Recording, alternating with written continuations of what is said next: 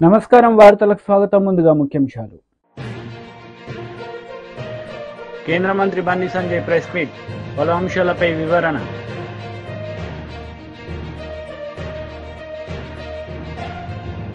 మాజీ విద్యాశాఖ మంత్రి బొత్స సత్యనారాయణ ప్రెస్ మీట్, పలు అంశాలపై వివరణ.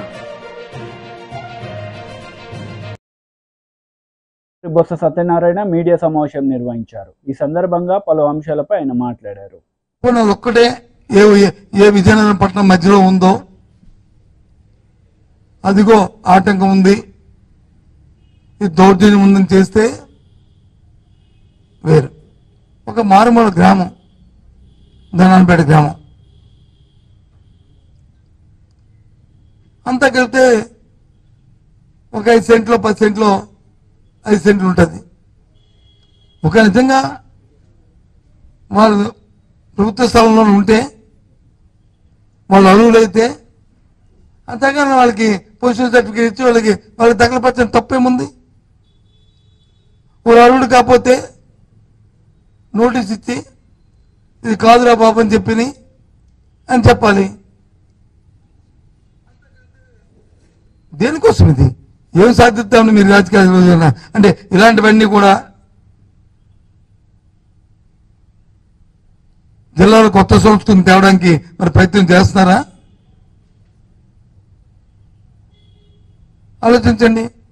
నేను ఆ స్థానిక ఎమ్మెల్యేలను కూడా కోరుతున్నాను, ఇది కరెక్ట్ కాదు. రాజకీయాల్లో కొత్త అవుతాయి, కొత్త వచ్చు మీరు, కానీ ప్రజా జీవితంలో ఎప్పటి నుంచో వ్యవహార జ్ఞానం తెలిసిన వ్యక్తులు మీరు. ఇలాంటి ప్రోత్సహించడం మాత్రం కరెక్ట్ కాదు. మన మనశ్శాఖలు మనం ఆలోచన చేసుకోవాలి. జిల్లాలో ఉన్న రాజకీయ నాయకులందరూ కూడా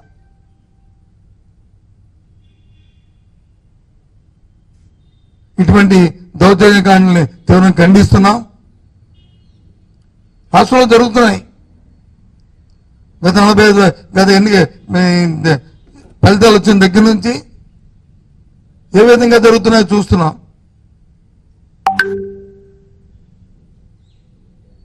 కానీ అలాంటి సాంప్రదాయాలు మన జిల్లాకు రాకూడదని ఎప్పటి నుంచో కోరుకుంటున్నాం.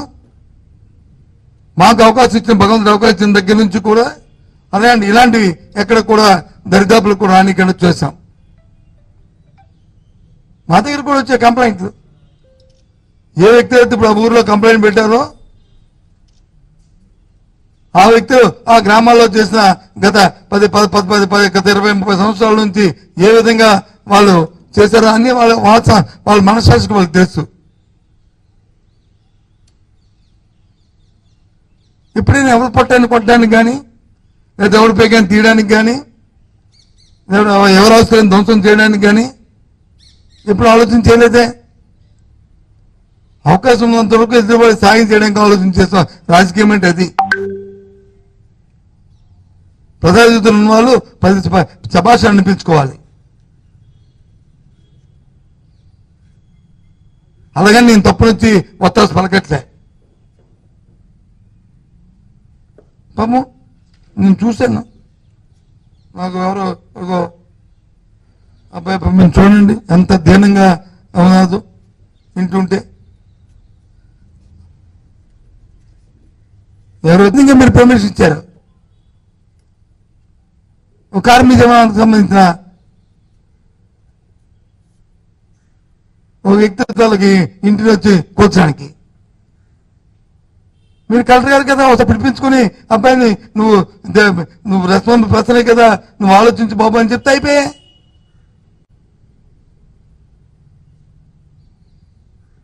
అది ఎక్సర్విస్మెంట్ కదా. అందులో నాకు తెలియకూడుతున్నాను, ఎప్పుడైనా ఓ 30-50 మంది పోలీసులు వెళ్ళి ఇలాంటి సంఘటనలు ఎక్కడైనా జిల్లాలో జరిగా ఎందుకు వెళ్ళాలి అంతమంది? మన జిల్లాలో ఓ సబ్ ఇన్స్పెక్టర్ వచ్చి ఫోన్ చేసి వాళ్ళకి బాబు నువ్వు రా అంటే 5 నిమిషాల్లో వస్తాడు. అతను వచ్చి పోలీసులకు రిపోర్ట్ చేసి ఎందుకంటే నా బైండింగ్ ఉన్న వ్యక్తులు జిల్లాలో ఉన్నారు. అందరూ ప్రతి సామాన్యుల దగ్గర నుంచి నేనైతే నమ్ముతున్న వ్యక్తిని. అందరు రాజకీయ నాయకులు కూడా ఏ పార్టీ ఆ పార్టీ ఆ రకంగా ఇప్పుడు చాలా మంది చెప్తుంటాను నేను. కానీ ఇలాంటి సంప్రదాయాలు ఏంటిది? కొత్తది తీసుకొస్తున్నాను ఇలాంటివి.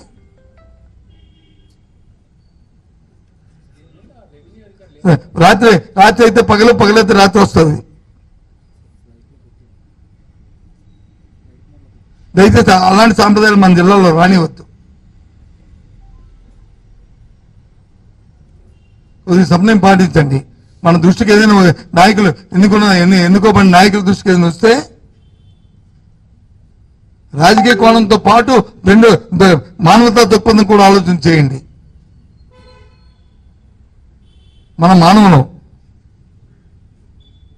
మనమేమి తిరుగుతున్న పక్షులను. BJP leader Bandi Sanjay press meet నిర్వహించారు. ఈ సందర్భంగా పలు అంశాలపై ఆయన మాట్లాడారు.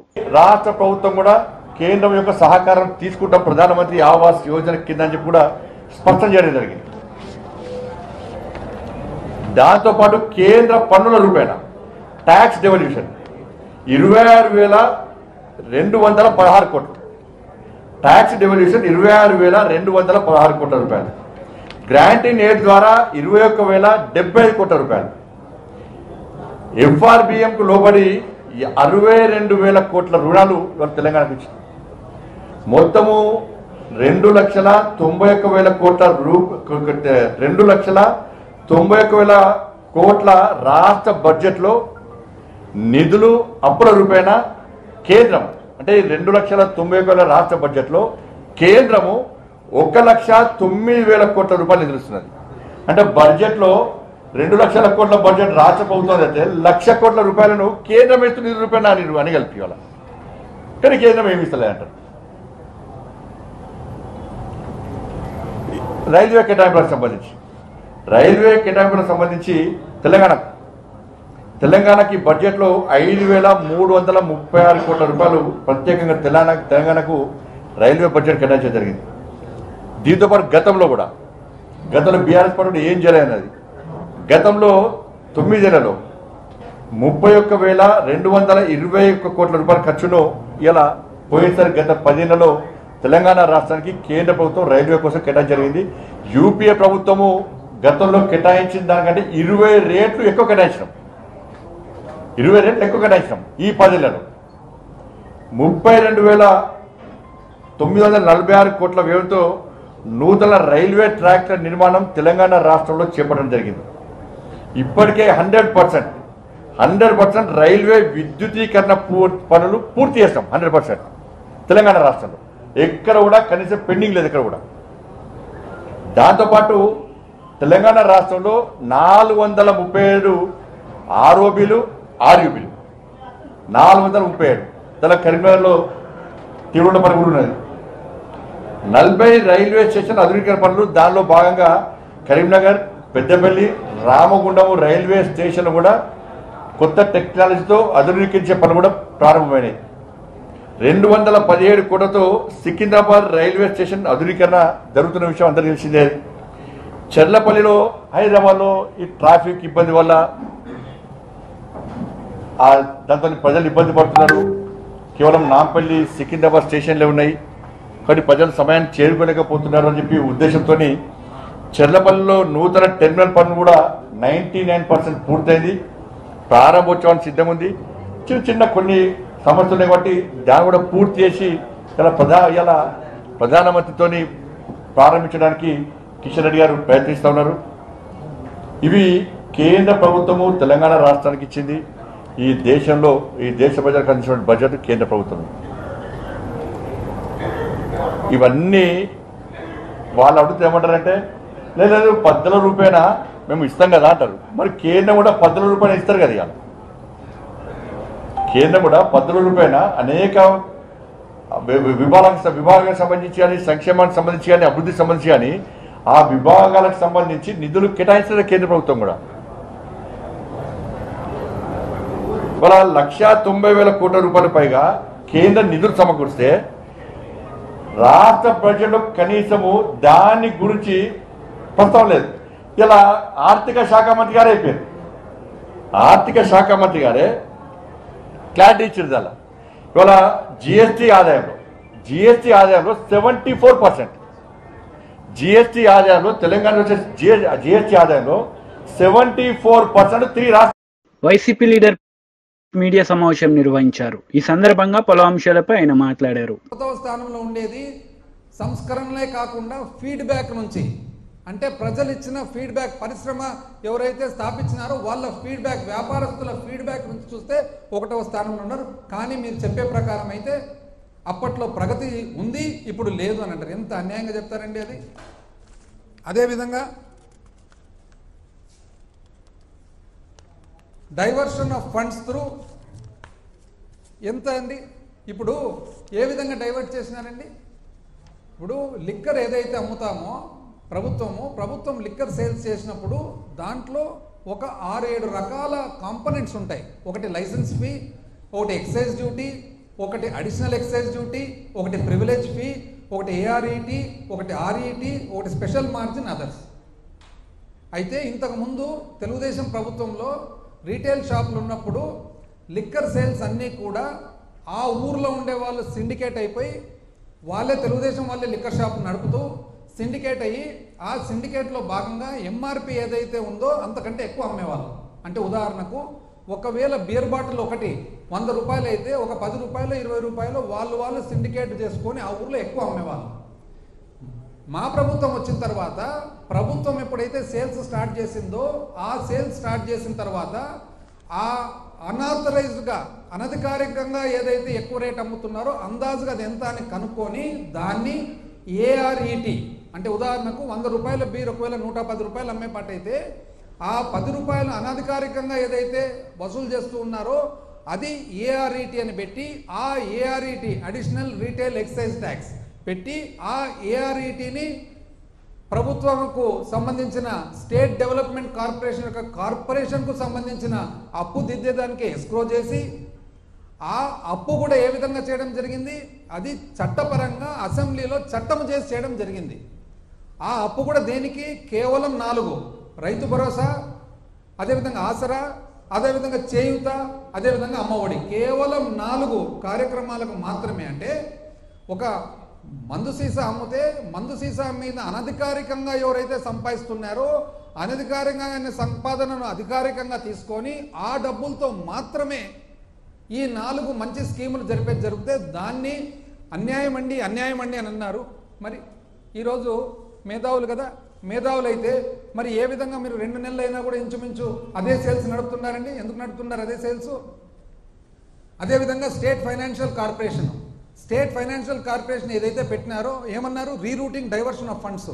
Maritime board, Streenidhi, mineral development corporation, ఇటువంటివి ఎన్నో సంస్థలు. వాస్తవానికి ఈ సంస్థల్లో ఏవైతే డబ్బులు ఉన్నాయో ఆ డబ్బులన్నీ కూడా అవి బ్యాంకుల్లో పెట్టేవాళ్ళు, అవసరానికి మాత్రం వాడుకునేవాళ్ళు. బ్యాంకులు ఏదైతే పెడుతున్నారో ఆ బ్యాంకు బదులు స్టేట్ ఫైనాన్షియల్ కార్పొరేషన్ సర్వీసెస్ అని చెప్పి ఒక కంపెనీ ఫ్లోట్ చేసి, ప్రభుత్వ కంపెనీ, ఆ కంపెనీలోకి తీసుకొని ఆ బ్యాంకు కంటే కూడా ఒక 0.5% ఇంచుమించు ఎక్కువ వడ్డీ ఇస్తూ ఆ డబ్బులు ప్రభుత్వ ఖర్చులకు వాడడం జరిగింది. తప్పేముందండి దీంట్లో? ఏం తప్పుంది అంటే బ్యాంకులో పెట్టినారు, బ్యాంకు బదులు ఒక 0.5%, ఒక 0.5% ఇంకా ఎక్కువ వడ్డీ ఇవ్వడం జరిగింది. అదే కంపెనీలోకి తీసుకోవడం జరిగింది. ఆ కంపెనీ ఏది? Under the companies act. అది ఎవరు? ఆర్బీఐ కింద ఉండే కంపెనీ. అది ఆడిట్ ఎవరు చేస్తున్నారు? సిఏజీ చేస్తుంది ఆడిట్. ఏ విధంగా దీన్ని తప్పంటున్నారు? దీనివల్ల చాలా చెల్లాచెదురు అయిందంట. ఎట్లయితుందండి చెల్లాచెదురు? ఇంకోటి state spending beyond states resources, అంటే మన శక్తి కంటే ఎక్కువ ఖర్చు పెడుతున్నారు. ఎట్లయిందంటే ఇప్పుడు మీరు చెప్పారు కదా ఇంతకుముందు పేజ్ 30లో ఏమని చెప్పినారు మీరు? ఈ విధంగా చాలకొస్తున్నాయి డబ్బులు. మీరు చెప్పండి సమాధానం మీరే. అన్నిటికంటే ఎక్కువ జీతాలు భత్యాలు 90 చిల్లర వేల కోట్లు. అదే కదండి హైయెస్ట్. మీకు తెలిసే కదా జరిగింది. 42% పిఆర్సీ ఫిట్మెంట్ మీరు ఇచ్చిన తర్వాతనే కదా పెరిగిండేది. ఈరోజు నెక్స్ట్ 33,000 కోట్లు వెల్ఫేర్ పెన్షన్స్ మీకు తెలిసే కదా జరిగిండేది. మీరు మంచి అనుకున్నారో ఇంకోటి అనుకున్నారో మీరు చేసినారు. మీరు చేసడం వల్ల పెరిగింది, అయిపోయింది. మీరు చేసినారు, పెరిగింది. మళ్ళీ దానివల్ల మీరెందుకు బాధపడుతున్నారు? వేరే వాళ్లకు ఎందుకు ఆపాదయాలను చూస్తున్నారు అనేది పాయింట్. అన్నిటికంటే ముఖ్యం అప్పు, రాష్ట్ర అప్పు. అబ్బా అసలు అప్పు గురించి చూస్తే అసలు ఎంత అన్యాయంగా అప్పు గురించి ఎడాపెడా అప్పులు, పైగా ఓడి ఈనాడు ఏమాత్రం తగ్గని రాష్ట్ర ప్రభుత్వ రుణాలు. మంచిది. అప్పులతో నెట్టుకొస్తున్నాం యనమల రామకృష్ణుడు గారు. అప్పులపై అబద్ధాలు, ఏబిఎన్ ఆంధ్రజ్యోతి. కొత్తగా ఇంకొక 1000 కోట్ల అప్పు, అబ్బా. అప్పుల్లో సరికొత్త రికార్డు, అబ్బా. ఇదెవరు? ఈనాడు. మరో 1000 కోట్లు అప్పు, ఈనాడు. 3000 కోట్లు. టీడీపీ లీడర్ మీడియా సమావేశం నిర్వహించారు. ఈ సందర్భంగా పలు అంశాలపై ఆయన మాట్లాడారు. ప్రభుత్వమే కారణం. ఇంత దారుణమైనటువంటి స్థితికి ఈ యొక్క ఆర్థిక వ్యవస్థను తీసుకొచ్చినటువంటి ప్రధానమైనటువంటి నాయకుడు అంటే జగన్మోహన్ రెడ్డి. సరే, అప్పులు అనేటువంటిది సాధారణంగా చేస్తూ ఉంటారు, ఏ గవర్నమెంట్ అయినా చేస్తూ ఉంటారు. పంజాబ్ చేసింది, కేరళ చేసింది, అన్ని గవర్నమెంట్లు చేస్తారు. మనం 3rd highest borrowing state. First Punjab, తర్వాత కేరళ, ఇవి ఉన్నాయి. తర్వాత అయితే వాటితో పోల్చి చూసుకుంటే వాళ్ళు అప్పు తెచ్చారు, డెవలప్మెంట్ చేశారు. ఉదాహరణకి మీకు కేరళలో sustainable development goals number 1 place. వాళ్ళు తెచ్చినటువంటి అప్పును సద్వినియోగపరిచారు, దానివల్ల డెవలప్మెంట్ జరిగింది. అదేవిధంగా పేదరికానికి సంబంధించినటువంటి 17 కేటగిరీస్ ఏవైతే ఉన్నాయో సస్టైనబుల్ డెవలప్మెంట్ గోల్స్లో అవి కూడా డెవలప్ చేశారు. కానీ మనం ఎక్కడున్నాం? దాదాపు 10వ ప్లేస్లో ఉన్నాం సస్టైనబుల్ డెవలప్మెంట్ గోల్స్లో. అంటే ఏదైతే యుఎన్ఓ ఇచ్చినటువంటి డైరెక్షన్స్ ఏమున్నాయో దాంట్లో మనం 10వ ప్లేస్లో ఉన్నాం. మనతో సమానంగా అప్పు తెచ్చిన వాళ్ళము నెంబర్ 1, నెంబర్ 2 ప్లేస్లో ఉన్నారు. మాజీ మంత్రి హరీష్ రావు ప్రెస్ మీట్, పలు అంశాలపై వివరణ. అదేవిధంగా మీకు చూస్తే క్యాపిటల్ ఎక్స్పెండిచర్ కూడా 10th ప్లేస్. మాజీ ఎమ్మెల్యే జగ్గారెడ్డి ప్రెస్ మీట్, పలు అంశాలపై వివరణ. క్యాపిటల్ అవుట్లే పేరుకి క్యాపిటల్ ఎక్స్పెండిచర్ను ఒక హ్యాట్ చూపిస్తారు. టీడీపీ లీడర్ ప్రెస్ మీట్, పలు అంశాలపై వివరణ. ఒకటి లోన్స్ రీపేమెంట్ ఉంటుంది దాంట్లో కూడా. రెండోదేమో క్యాపిటల్ అవుట్లే అని యాక్చువల్ ఎక్స్పెండిచర్ డెవలప్మెంట్ ఏం చేశారనేది. బీజేపీ లీడర్ ప్రెస్ మీట్, పలు అంశాలపై వివరణ. మనం ఫీల్డ్లో చూసినా కూడా జీరో డెవలప్మెంట్. అంచేత క్యాపిటల్ ఎక్స్పెండిచర్లో 10వ స్థానంలో ఏపీ ఉండటానికి కూడా జగన్మోహన్ రెడ్డి కారణం.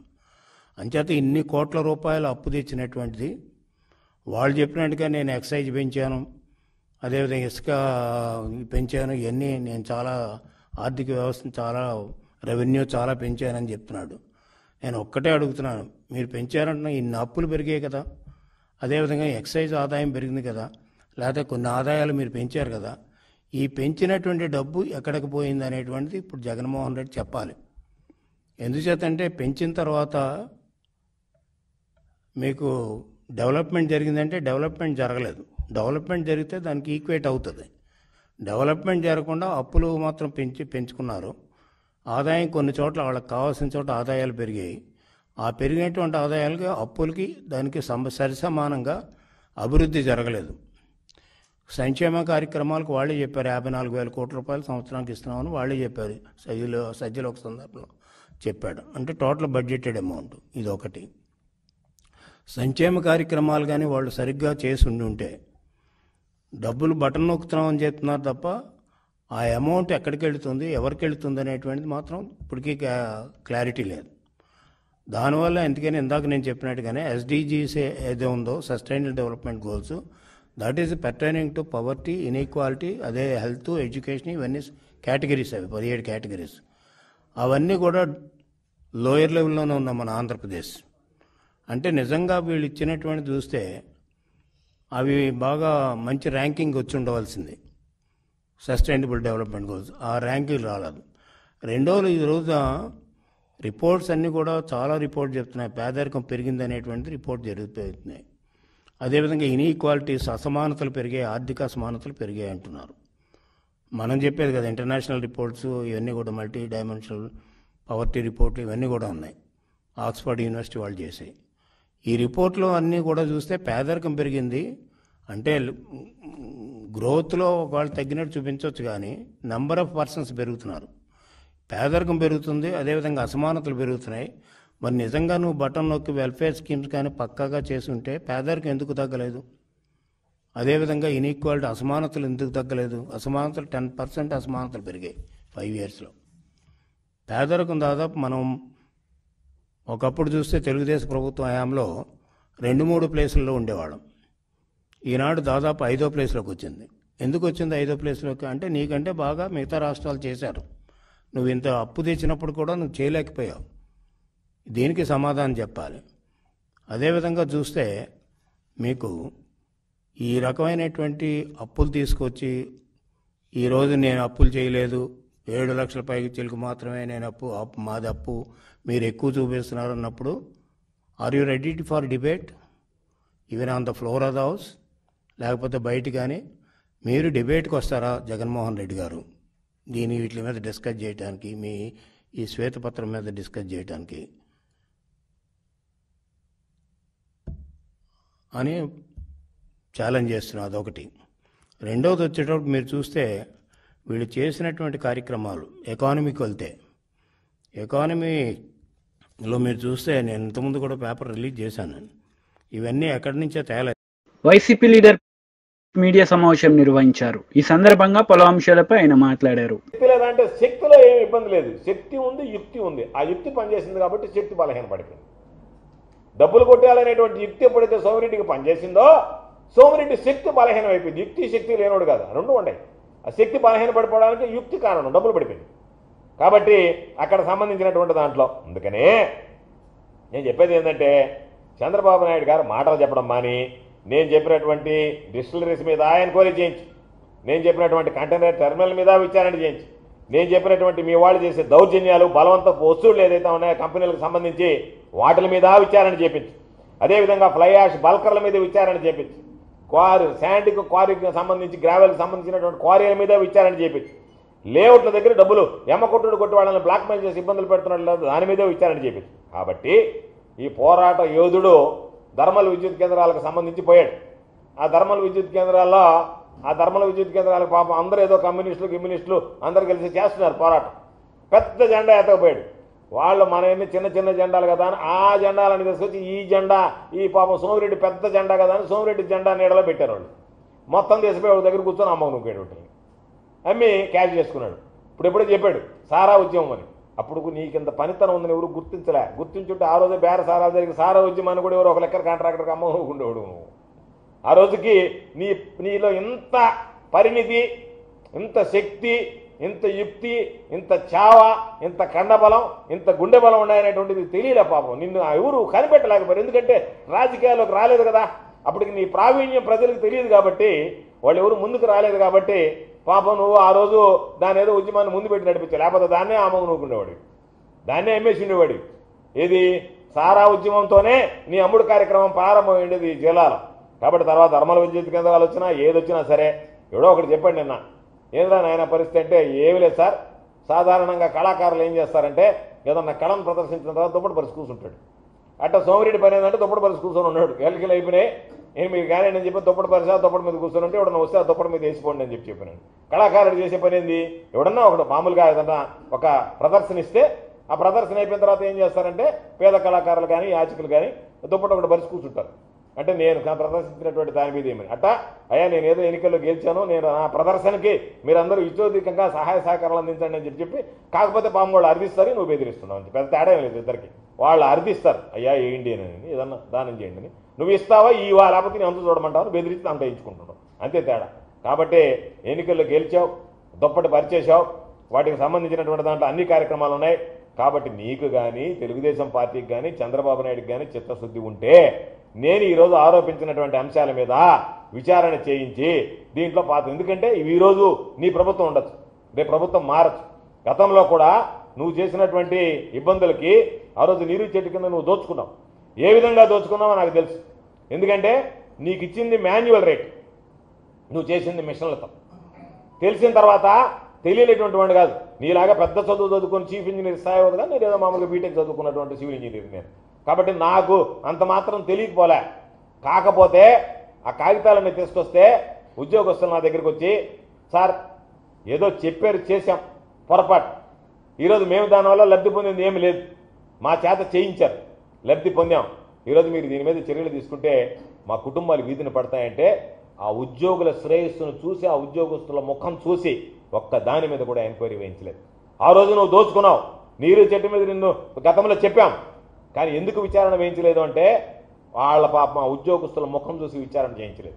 అందుకని ఈరోజు మరలా ఉద్యోగస్తులు ముందుగానే చెప్తున్నాం ఇటువంటి వార్తలు ముగించే ముందు ముఖ్యాంశాలు మరోసారి. కేంద్ర మంత్రి బండి సంజయ్ ప్రెస్ మీట్, పలు అంశాలపై వివరణ.